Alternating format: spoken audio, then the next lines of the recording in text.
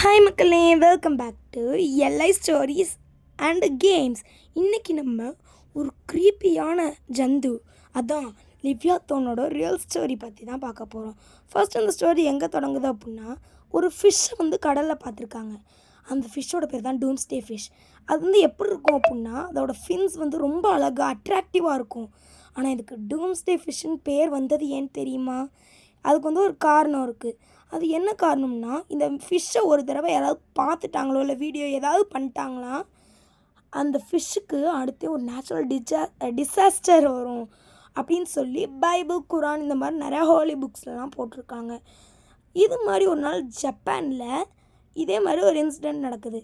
அதுவும் எப்போ அப்படின்னா 2010 இந்த டூம்ஸ்டே ஃபிஷ் இருக்கு இல்லையா, 20 to 30 பார்த்துருக்காங்க.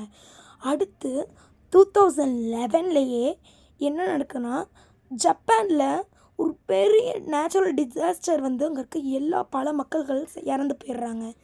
இதில் வந்து எல்லோரும் இந்த ஃபிஷ்ஷு உண்மைதான் அப்படின்னு நம்புகிறாங்க. இன்னொரு எக்ஸாம்பிள் என்ன அப்படின்னா, இந்த மாதிரி ஒரு ஃபிஷ்ஷு, இதை நோட் பண்ணி வச்சுக்கோங்க, இதோட பேர் நான் வந்து சொல்கிறேன். ஸோ ஒரு டைவர் வந்து இந்த ஃபிஷ் ஒரு நாள் டைவிங்க்கு போயிருக்காரு. போனப்போ வந்து பார்த்தீங்க அப்படின்னா இந்த ஃபிஷ்ஷை வந்து ஃபோட்டோ எடுத்துருக்கிறாரு. சரி, இதில் என்ன இருக்குது அப்படின்னு நம்ம வந்து நினச்சோம் அப்படின்னா, இந்த ஃபிஷ் இருக்கு இல்லையா, இந்த ஃபிஷ்ஷோட பேர் ஆங்குலர் அப்படின்ற இந்த ஃபிஷ் கடல் கடியில் 100 மீட்டர் டிஸ்டன்ஸ்க்குள்ளே தான் வந்து வாழும்.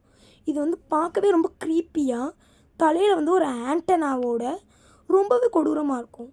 இந்த ஃபிஷ் வந்து 100 அடி தூரத்தில் இருக்கிற இது எப்படி மேலே வந்துச்சு அப்படின்றதும் வந்து ஒரு பெரிய டவுட்டாக தான் இருக்குது. ஸோ இந்த வீடியோவில் வந்து சொல்ல போகிறதில்ல, நெக்ஸ்ட் பார்ட்டில் வந்து பார்ப்போம். Bye bye, love you.